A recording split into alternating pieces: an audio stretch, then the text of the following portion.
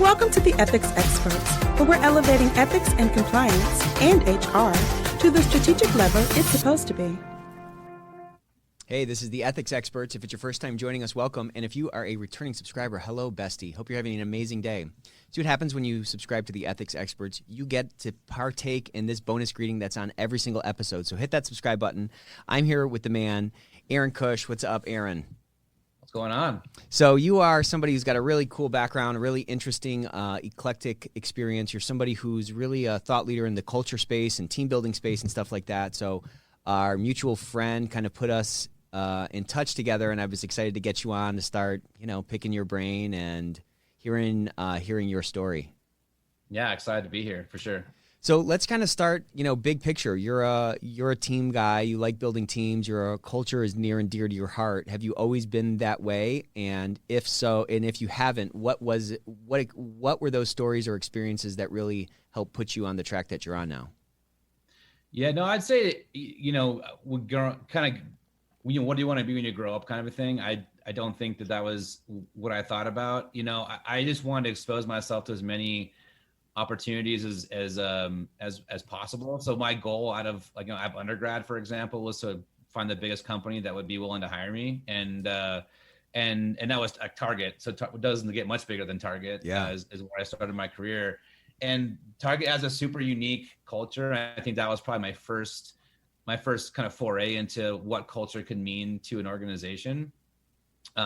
They call it fast, fun, and friendly. At least they did then. I don't really know what it's called now, but culture was a big part of the conversation. And so that was kind of where I first got, exposed to that and just, again, like what the impact it has on employees. And then as I kind of looked in my career to their culture mattered more and more and more as I got further and further. I kind of wanted to do certain things at the beginning of my career, and I kind of wanted to be in certain environments towards I'm still young in my career, relatively speaking, but culture just mattered more and more as I went on. So when you were, when you stepped into Target and you started to soak in that pool, what was surprising about the way that they administrated culture or were the way they were able to sort of animate their workforce with this intangible thing? I think I was honestly surprised how much they just talked about it and how much it was woven into just the fabric of what we did and how we did things. And again, it helped to create the expectations, certainly the norms as well that we followed. But I was, out of school, you're just like this bright-eyed, bushy-tailed, you don't really know what to expect and right. You don't have any comparisons really. I'd done a small internship, but that was at a super tiny company, nothing even comparing to what Target is. And so I just was really surprised, but in a good way, and really impressed with just how much it was discussed on this is not only what we do, but how we do it. And the how to me is always, I wouldn't say it mattered more than the what, because obviously I've got a job to do. I've got, KPIs to hit and things like that. But the what really, to me, is what I'm the most proud of, I guess is what I'd say. So tell me some more about that.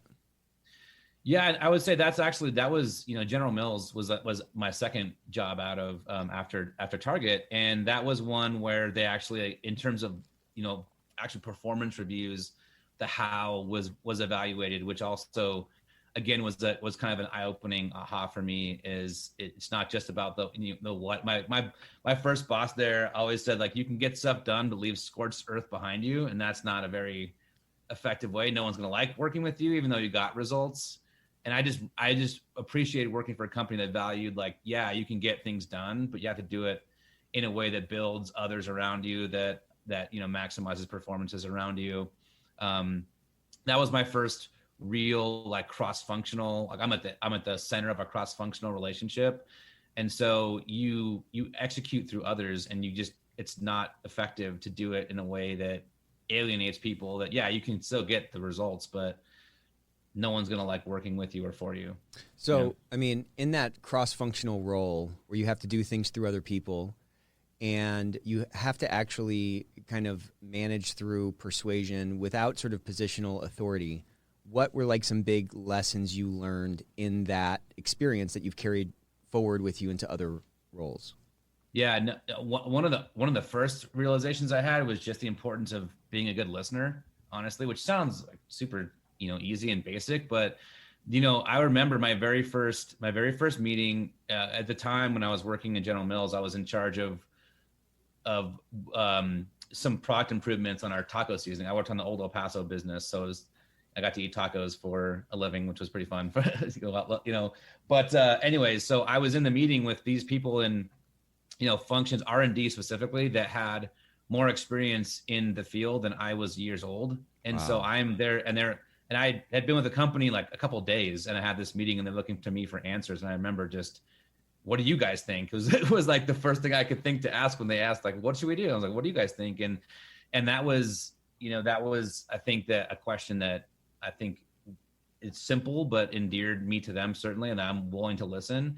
And there were a couple times too, where in those functions, a lot of times the person, people that were in my similar role, like were Harvard MBAs and, Wharton MBAs. And like, I went to the University of Minnesota, great school, but it's not like an Ivy League school by any means. So sometimes people come in with a pretty high opinion of themselves and can alienate people because I've got this education and listen to me. I have all the answers. And I knew that I didn't, quite frankly.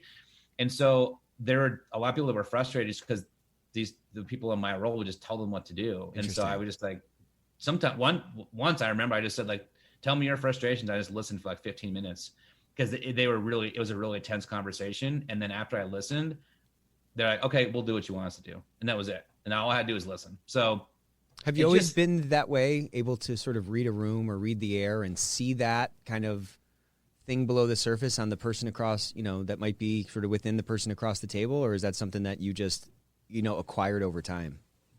I would say that is a pretty inherent trait that I've just been always able to see others' perspectives for I've tried at least, you'd probably ask my wife, she'd probably disagree with that. But I've that's always been something that I've just, what's it like from their perspective as best I can understand it. And that is certainly served me well, not just in, business, but also in personal, interactions as well.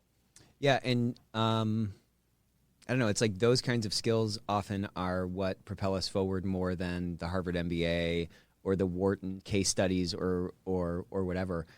Yeah. When are they going to start teaching that in school, you think? Great question. Look, because these are simple things we're talking about. You know what I'm saying? They are. And honestly, like, I remember I was in a job interview several years ago, and someone asked me the most important trait in a boss, and I said emotional intelligence, and I don't think he was prepared for that answer. But that's honestly, for me, it's I go back to my as a in all growing up, sports was basically like my life. That's all I did. It's all I wanted to do. It's all I cared about, thought about.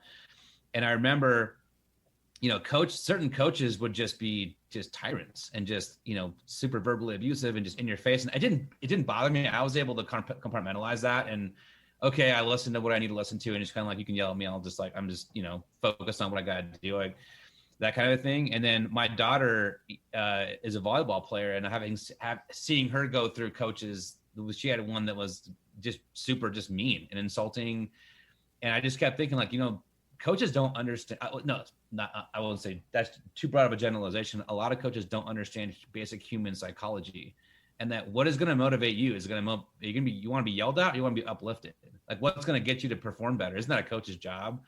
And so that's just this. It's been the same thing for me. Is like, what's going to want to get someone in the boat with me? Is it going to be yelling at them and saying, like, why did you miss this? Or is it going to say, like, how do we be better next time? And let's doing this together, Let's go back to the coaches thing, because I think there's a great corollary between the sports world and the business world and the motivation things that you're talking about.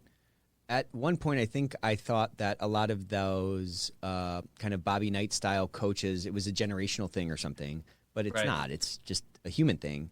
What do you think that's rooted in, and why do you think people approach business, coaching, whatever, in that sort of more, I don't know, abrasive way?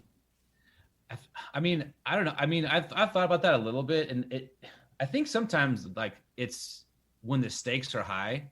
I think that's in some ways the default. I think it's just their own panic coming out. Yeah, a little bit. And I've coached at a very low level. Like I just got done with my 5-year-old son's team, and like there are moments where I'm like, I was probably, it's 5-year-old soccer. They're like, it's bunch ball. They don't know what they're doing. You know, like they're just like, picking dandelions and having a good time.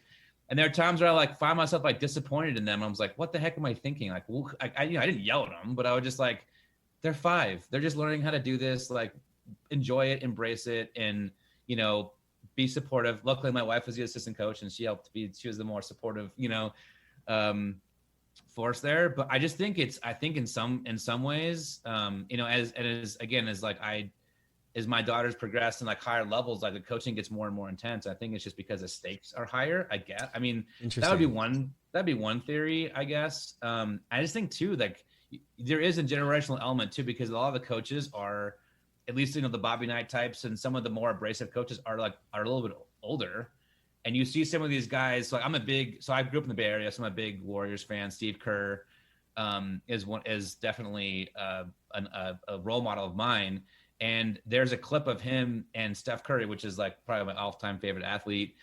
And he's not, you can tell it's just a clip on the bench. I don't know exactly what had preceded the clip, but he's basically like, hey, you're too important to this team, to be down on yourself. And he was like, when you do this, we're unstoppable. And he was so supportive and just so uplifting. And it's no wonder why his players want to play for him, and that's just a mindset thing, in my opinion, at least. But I mean, he's always been that way. I think he just has that kind of a disposition, I think. Yeah. And honestly, it's interesting because the 30 for 30, like the Last Dance, the Bulls documentary, he is in that, and he talks about his parents and some of it, like the upbringing that he had and some of the things that were instilled in him. So there probably is some kind of a generational thing. It's like, the older coaches, their parents were maybe a little more firm and tough, and things were a little more black and white at that point. Yeah. Any kind of like emotional, in men sometimes is viewed as weakness and that kind of a thing, which is no longer the case, fortunately. So yeah, it could be a generational component, but if you just really break it down to the basic like human element of it, maybe, and there might be players that just need a kick in the butt and just need to be yelled at, I guess. I was not one of them. I had one of my coaches I would have ran through a wall for, and he was the most fair, the most, loving, unique coach I ever had. And I think I've thought about, as I've developed my kind of leadership perspective over the years, like, why is it him? Like, why him? Like, what was it about him? Yeah. That was so great. And it really was just, he was positive and uplifting and made us want to be better. Any teacher you've ever had, you've had teachers that you're like, you ask me to jump, I say how high. Like, what is it about them? And it's always comes back to, they make you feel good about yourself and they make you want to be your best version of yourself. Yeah, I think that's right. I'm thinking back through coaches I've had and teachers I've had who have kind of fallen into that category, and they are ones who they believe that you can do it and they make you believe that you can do it. Totally. There haven't been many coaches. I don't know. I think like that sort of coach that's in that that sort of parent ego state that's like reprimanding or it's not good enough and so forth. I just feel like it's a small portion of the population that is like motivated by that to like prove them wrong. You know what I'm saying? And for that to be effective, the person needs to in their like believe that, you're wrong about me. You know what I'm saying? It's like a chip on the shoulder motivation or something. Totally. Somebody has to have the confidence to have that chip on their shoulder for it to work or something. I don't know. Yeah, which is probably like a few % of the population probably feels that way and responds the best that way. But that's the way it's kind of not always been done. Again, but that's the way it's been done for a long time. And you see, and it's interesting. You see some coaches adapt to that over the years that have spanned decades of coaching. And you think you think they change? One of the coaches I think about a lot about is Nick Saban, because he has been so successful, except for his stint in the NFL. But he's just been so successful. I just don't think you can do that without adapting in some way, because it's been when he was a coach, I think Michigan State and LSU, like that was in like the 90s, to early 2000s. And he's still going strong. And so he's at Alabama now. He's certainly, he's certainly a firm coach, but there's been some comments I've seen in some press conferences where he has his players' backs for sure. And I think that's unquestioned. And maybe he's always been that way. I don't know. But I just think like I don't know if he could do that if he hadn't adapted a little bit over the years. Yeah. I wonder if, who knows, but like does a 15-year-old Scotch taste that different? I mean, it does. It gets aged better than a 7-year-old Scotch or something, but it's got those same sort of flavor notes that maybe just become more mature, or the things that, to your point, work. You like lean into those more. And I mean, as you've kind of come up in business and managed teams and pulled from these other experiences you've had, what are some of those qualities that in your mind you're like, okay, I got to trim that away, I got to prune that, versus things that like, okay, this is really resonant, or this is really effective to drive the change or the influence or the belief that folks have in themselves? Yeah, I'm a big believer in just open communication and dialogue. I think that's what, I think that when I look back at my first couple of times managing people, I totally cringe at, I didn't have a super clear, philosophy. I just kind of like was just kind of going with what I thought was there at the moment, but I didn't have any like little anchor points. And as I've learned over the years, I just honed that a lot. And so I've dug deep into like, well, what is it? Again, I've done a lot of this, reflection on what are the coaches, teachers that impacted me, why, and then that must mean that resonates with me somehow. How do I then pull that out of other people? And so, the one size fits all was kind of the way I just did it at the beginning, just because I'm like, this is what I think a manager should be. And so I've definitely dialed that back for sure. And I'm a much more situational leader now, where there's certain commonalities and certain, foundational elements I'll never move off of, because I just believe that no matter what, they're important. Integrity is one of them. That's one of my core values. Accountability and challenge are my other two, as I've identified kind of my 3 core values. Those are the 3 that I just, and challenge for me is again, going back to like the coaches and teachers that got the most out of me were the ones that challenged me appropriately. Right? That wasn't like a challenge in the fact that like I couldn't do it and it was too much for me, but it was, I'm going to push you because I know you can do it. I'm going to push you to accomplish more than you could have otherwise.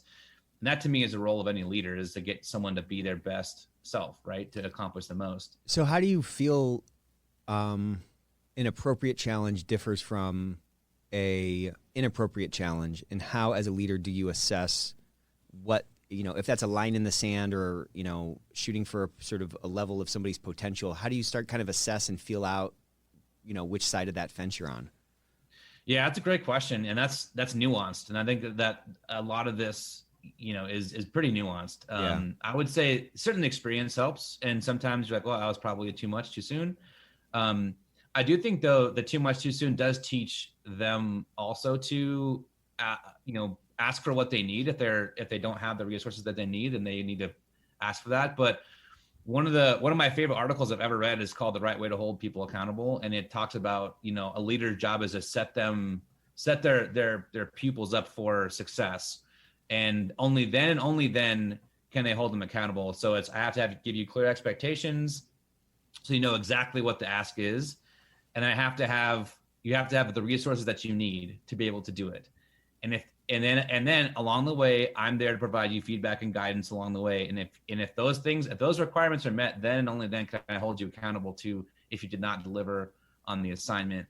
And so a lot of what I'll do is think through like what do I think, at least what do I perceive that the resources are needed, and if I think that they have those resources, then I'll issue the challenge.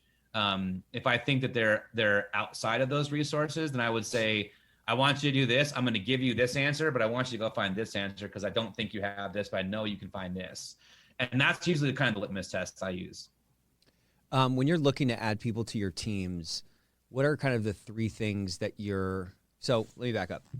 Yeah. Hiring to me is like the hardest thing. I tend to see kind of the potential in everybody. I think that there's genius in everybody. And I think, well, man, if you want to do it, you can do it. But regardless of all the stuff that we've tried, all the algorithmic decision making, all the tests, all the objective decision making, you know, the tough interview questions, it still feels like hiring is like a coin flip. Totally. Do you feel like it's like a 50-50 kind of coin flip in general, or like have you gotten it to like 60-40 or 70-30 or something like that? And if so, what are your like hiring hacks, or what are you really looking for in guys, maybe, you know, even across positions to like make that you know, better? Yeah, no, that's a great question, and I wish I had a better answer than like it's still a challenge. I think that there's been some certainly like hiring surprises I've had, both good and bad, for sure. I think though the other thing too, it's helped me in hiring to feel more confident, I guess, in that is just an experience managing people and seeing people evolve and adapt over time as well, that you didn't think were either, you know, maybe you inherited someone that you weren't sure like had it or not, but then you were able to work with them and that they progressed. So when I feel like there's a lot of sports analogies here, but when I look at people that I'm looking to hire, I focus on the more intangible things, like can I coach you or can I not coach you in this thing? So like business knowledge, if you have industry experience, I can teach you those things. I can teach you how we do things here. I can teach you the culture. I can teach you, you know, the mechanics, the process, all that kind of stuff. Those are all things I will look for someone, not look for someone that's deficient there, but I will give someone a bit of a break on some of the experience pieces if I think that they are, you know, solution oriented or, you know, have courage or those kind of things. So I try to, my interview style is not telling about a time when you did this, or like if you had to fill a space shuttle with ping pong balls, that's not my style. My style is to try to probe on the things that make you, and maybe why you made certain decisions, maybe things like that is what I try to do. By no means is it perfect, but that's what I try to find. And the other thing too, I think, is I'm starting to do more and more is what is the team we're trying to fill and what's the hole we need to fill. So if we have someone who's really strong at, you know, process and that kind of, you know, project management, and we have someone that's really, you know, good at something else, like what am I missing? And this is, you know, some of the things I've started to study recently are like business improv, which sounds really weird and sounds like, what do you mean? Isn't improv like funny, haha, they make skits, you know, from audience comments? But if you really think about it, life in business is especially it's improv. Nothing's scripted. Nothing is given to you. So what's business improv? What is it? So improv, I mean, improv, if you the principles and tenets of improv are pretty basic. They're, you know, everything that comes to you, you take and you use, and it's you accept it, right? So in an improv sketch, if someone says something, you know, there's a book called Yes And that's like the Second City in Chicago that it's like the improv Bible, improv mecca. Pretty much anyone on SNL has ever been through there. That's been through. It's like the who's who. But they discovered that over the years that there's actually a business application. Essentially, is what the book's about, and they talk about kind of the commonalities. And so they talk about, you know, for example, if you're in a scene on stage and one of the actors, like, you know, basically makes it known there's a table here, and the next actor walks through the table that was there, instead of saying like, idiot, there's a table there, that ruins, that's going to totally break the chemistry of the scene. Totally. They would say like, oh man, I didn't know you were a ghost. And then like you use it, right? And so that you're accepting what comes to you, and it's thinking on your feet and using it to move and progress things further along. So in the improv it's the scene, moving the scene along and, you know, building upon the scene. But in business, it's just using it to propel something forward. And this concept of yes and is one of the most, it's like improv 101 is yes and. So it's like reserving judgment of something that comes your way. Think about a brainstorming session. I think we've all been a part of brainstorming sessions where you've had one person that's maybe leading it. It's like, yeah, we tried that. No, it'll never work. You know, it's like, all right, like, well then I'll just shut up. I'm done. I'm not going to. Exactly, dude. You know, it's like, exactly. And so yes and is the concept of yes and is like yes, and what, you know, and so instead of saying like nah and making the initial judgment, you're saying yes. So you're actually allowing that thought to kind of continue on. It's like, and you know, if we did this, they would be more feasible, and then that might allow you to kind of continue to build and build and build. And I've totally been in, I think, again, everyone's can kind of relate the brainstorming scenario, but then you've been in brainstorms where the best idea was someone else's idea that was kind of different, but then you built off of it and got to like, oh, this is actually, well, yeah, what if we did this? And then, Totally. And that's what, yes and is. And so, and so anyways, this business improv is just really going with it and it's not saying yes to everything. It's not saying like, if you say something, I have to agree with you. It's just saying like, I'm not going to just shoot it down right away. I'm going to let it breathe and build. And that might be at the end of the day, we say, no, it doesn't work, but at least we gave it a chance. So this business improv, I can see how it like applies this yes and sort of ethos. I see how that applies for sure in like a brainstorming session. And to your point, we've all lived through these like super painful brainstorming sessions that are really just like target practice for someone to just say no, but to everything.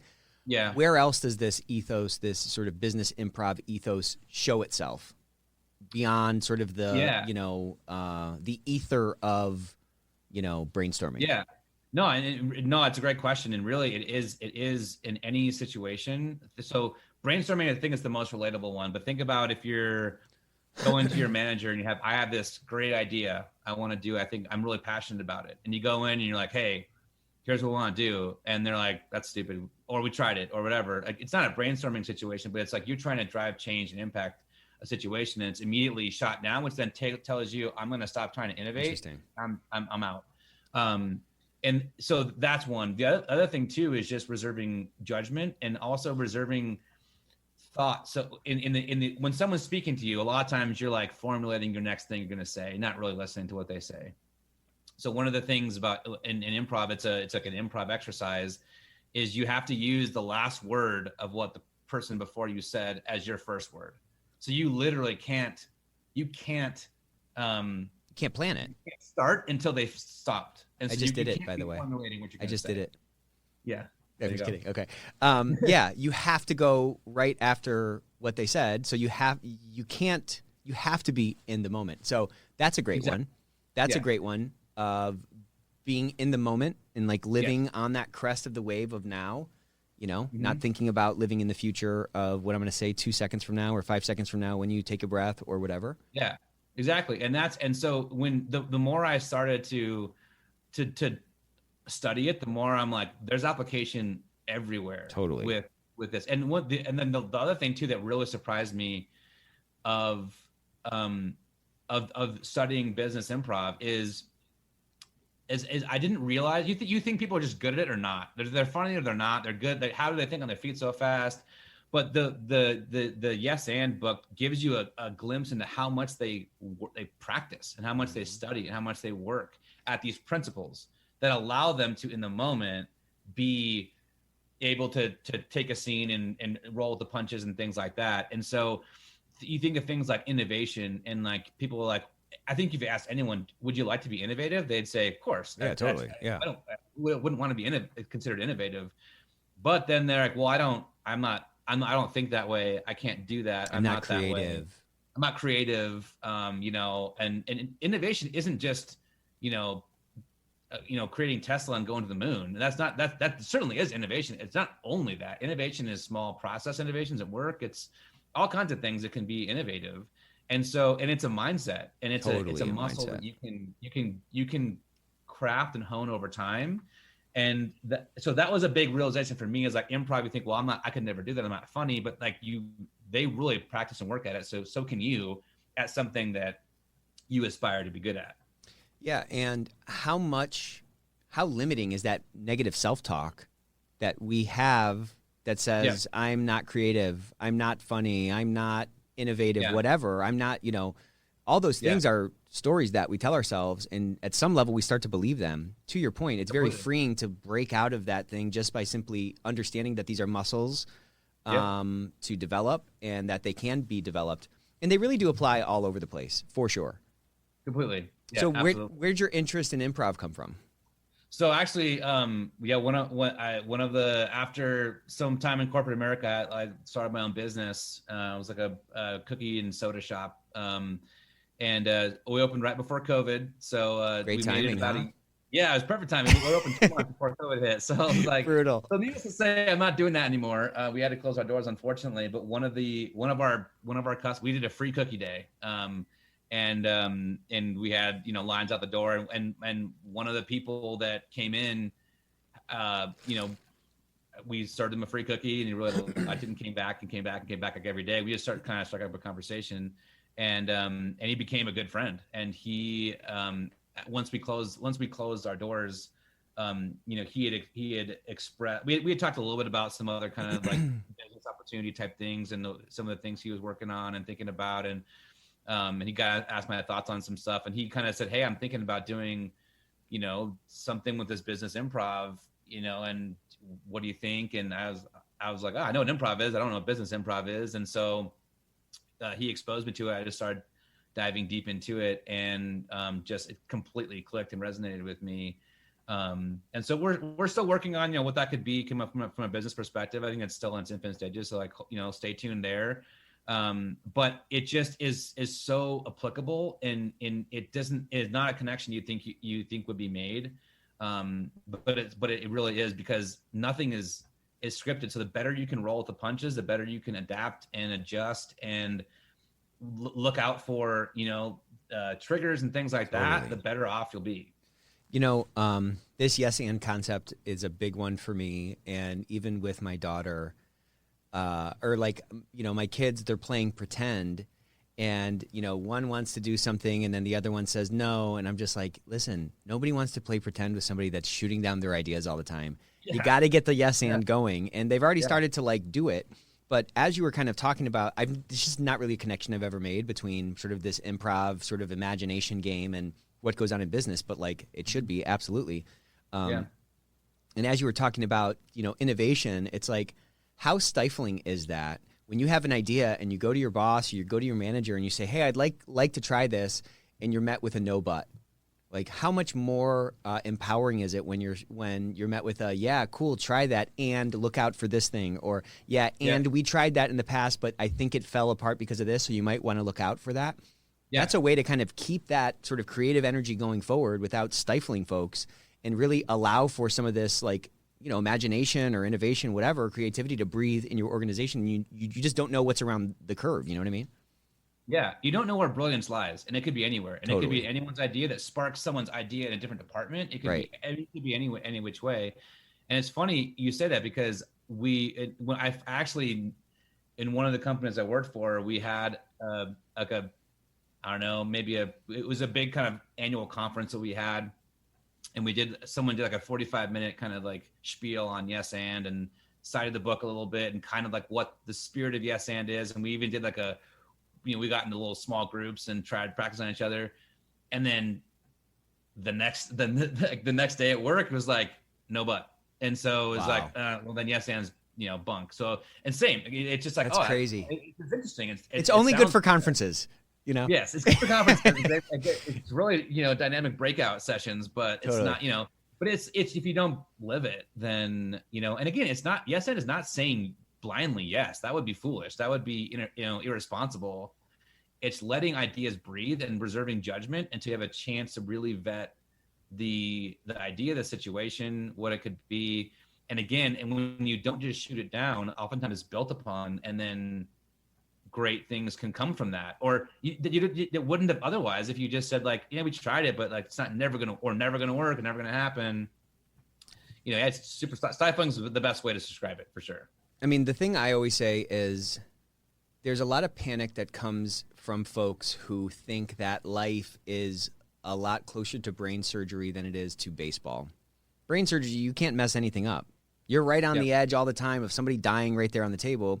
Baseball, you can strike out literally 2 out of 3 times and still wind up in the Hall of Fame. So life's a lot more like that. So that leaves a lot of margin for things to not go right, because they never go right, and for experimentation and stuff like that. Where do you think that panic comes from? I mean, because it kind of ties back to that conversation we were having about the coaching, and it ties back in my own mind to bad bosses I've had, or guys that were really difficult to work with. It always just felt like, it's like the whole world is right about to fall apart, and it's an insane way to live, I think. Totally.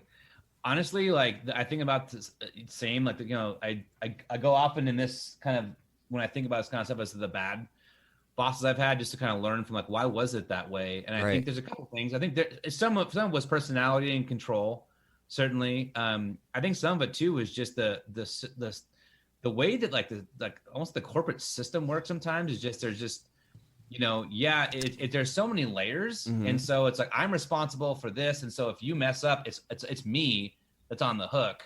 And so I think there's just inherent desire to just completely control everything. And so I think, a lot of people, if you look at their websites, are like, oh, we empower our people, all this kind of stuff. And there's been a few instances at certain companies where I felt empowered, like super totally empowered. And then the most of it, there's so many layers where you're just like, yeah, I'm tasked with driving change, but then at the same time, I don't have the autonomy to do so, and not that I want like carte blanche, just I do whatever I want. There needs to be checks and balances. Again, it's a very nuanced setup, but I just think that a lot of it comes down to control and people not wanting to relinquish control, which really comes like, I don't trust you, which I don't think people overtly would think that they're, just portraying that, but that's really at the end of the day, there's been times too at companies I've worked for where like it's one way when it's good, and when it's bad, it's like, well, now leadership's going to make all the decisions. You're like, okay, so you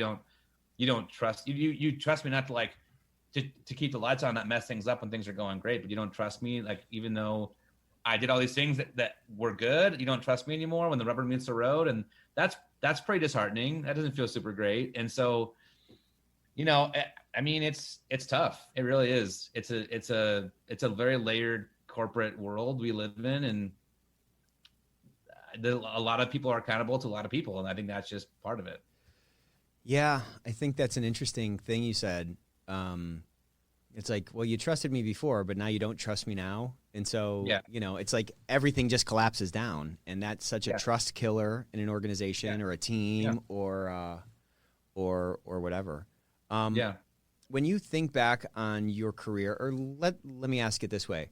If you could go back in time and ask the young Aaron coming right out of college, right before you got that first job at Target, and you can't say listening, what advice do you wish you had that, man, you feel like it would have really transformed your life, or avoided some of those like cringe moments that you have, as you said, that you look back at some of your early management moments? What are some of those lessons you wish you learned earlier?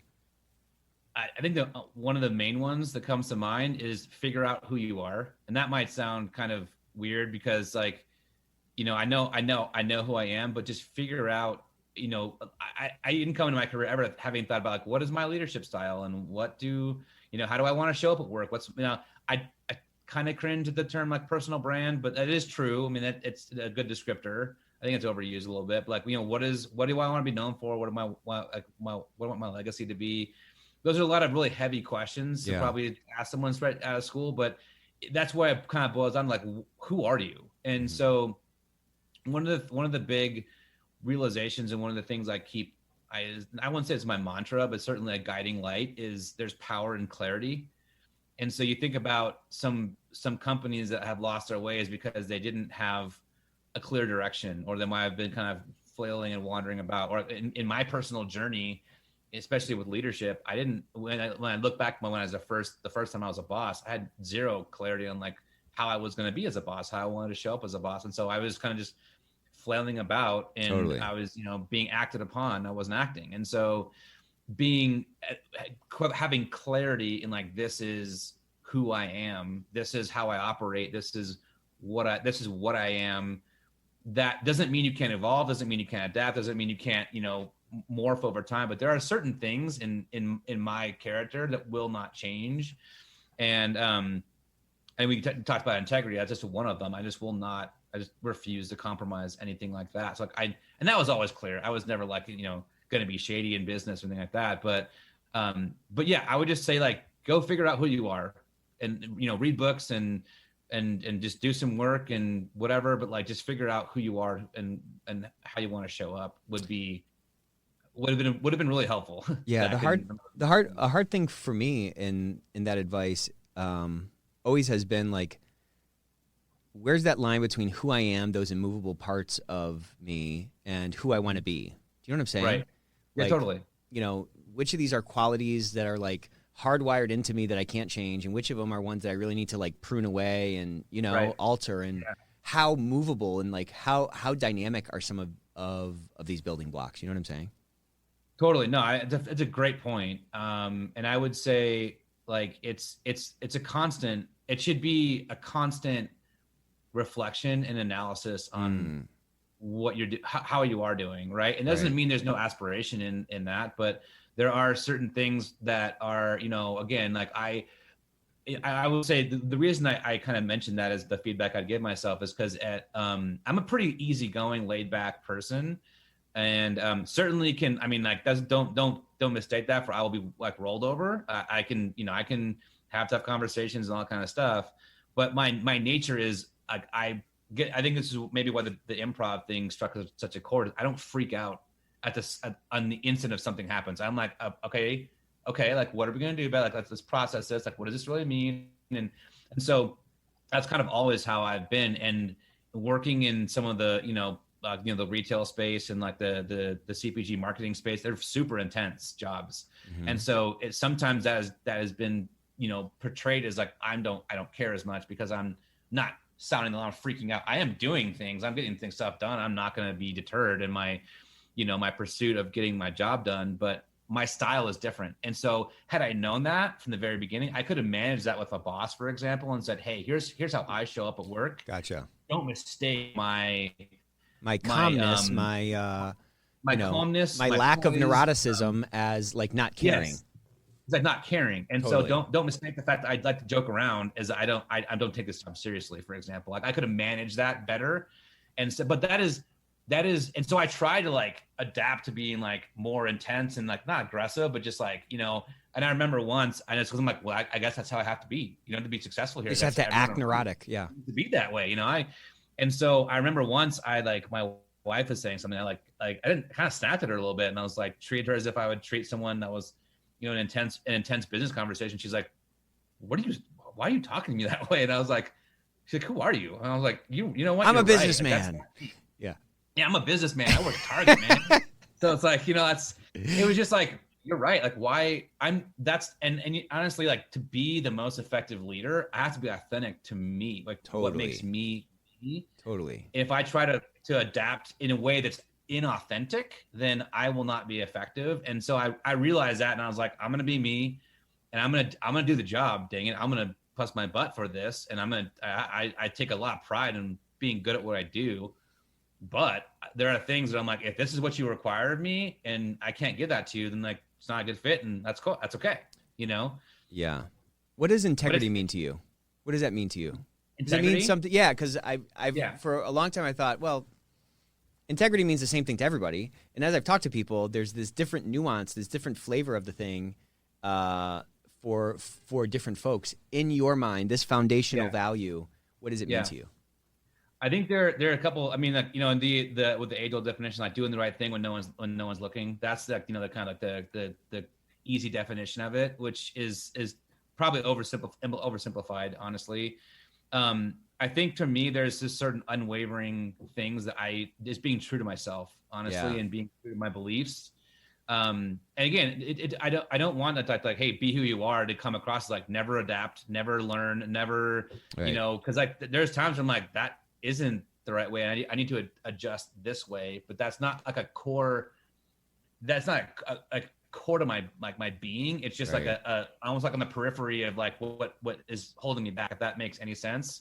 And so integrity is just being true to my beliefs. You know, I definitely like I'm a very religious person, and so like I just try to be a good person who respects people. And I remember my dad. He was in Silicon Valley, you know, and is a sales and marketing executive for a long time. Also very intense. He's very laid back, just like me. And I had a lot of conversations with him of like, hey, am I like pretending? He's like, I was pretending for a long time in my career too. So we talked a lot about that. But he said something to me that I thought was really interesting as I've kind of progressed in my career. I've seen it.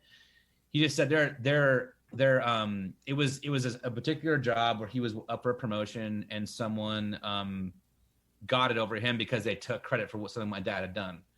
And he just said there I realized kind of at that point that to go to the next level, I would have to do things I wasn't willing to do. And so that probably stunted my career growth, quite honestly, because like I wasn't willing to do that. And so, and I just wasn't going to sell my soul for success. And so that to me is kind of like, that's integrity, is like, I'm not going to do that. I just can't do that.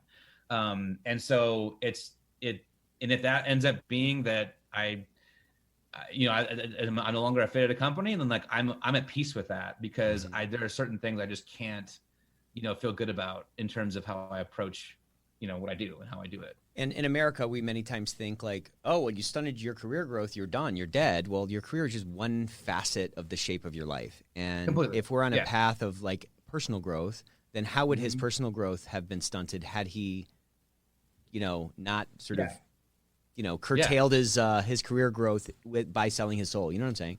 Totally. And my dad's one of the I mean, obviously I'm biased as my dad, but it's like one of the best men I've ever met, and just a hero of mine. And so and it's like, not that I would have, I mean, I was at the time I probably been like 10, I wouldn't have known any different, like whatever. But like, I respect my dad even more, because having seen like there have been times where I'm like, I probably could go away a certain way that would be more, not totally dishonest, but like not super, I just can't, I just won't. And so like the fact that my dad was at that crossroads and chose to say, I'm not going to do that. And I didn't get promoted, and that stinks, and I deserved it. But, and then I don't think he worked that company very much longer. Yeah. But I respect him for that. And totally. I think I value that way more than I would have valued, like, if you would have gotten a promotion and more money, like, I don't know, whatever. But again, as a 10-year-old kid, I wouldn't have known any different, but I just respect that, I really do. Yeah, and the man that you got to know may have been a different guy had he kind of gone down that different path, which is completely totally interesting. Yeah.